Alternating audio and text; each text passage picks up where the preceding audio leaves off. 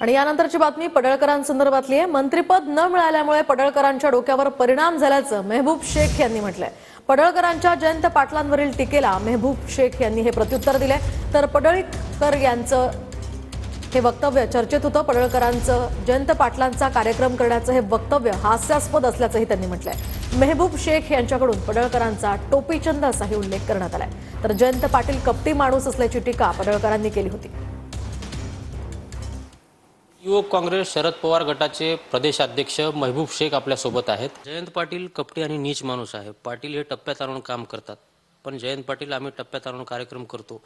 भाजप आमदार गोपीचंद पडळकर असं आहे की ह्या टोपीचंदच्या डोक्यावर परिणाम झालाय। याला मंत्रिपद मिळालं नाही म्हणून हे भयाकलंय जरा। याला वाटलं होतं मी लई शिव्या देतो म्हणून मला तुकडा टाकतील मंत्रिपदाचा, पण राम शिंदे साहेबाला विधान परिषदेचं सभापती केलं, त्याच्यामुळे ह्याच्या डोक्यावर परिणाम झालाय। हा काही पण बोलायला लागला। अरे टोपीचंद, हा माणसाचे आपले आवाका किती, आपण बोलतो किती। तो पहिल्यांदा विधानसभेत गेला, ते पण ईव्हीएमच्या कृपेने गेलेला आहे।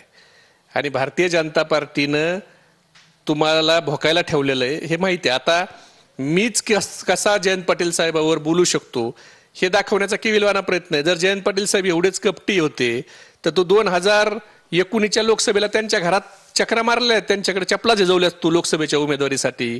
आणि तुझा राजकीय प्रवास, तू जयंत पाटील साहेबासारख्या माणसाचा कार्यक्रम करावा म्हणजे तुझ्यासारख्या झुरळानं हे हसू येण्यासारखं आहे खरं।